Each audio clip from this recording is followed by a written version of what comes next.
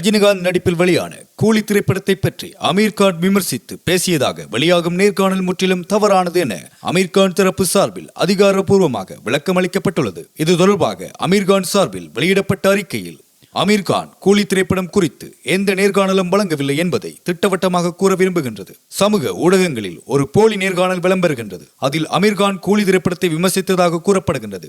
அது ஒரு போலி நேர்காணல். அமீர் கான் தான் செய்யும் அனைத்து வேலைகள் மீதும் மிகுந்த மரியாதையும் மதிப்பும் கொண்டவர்.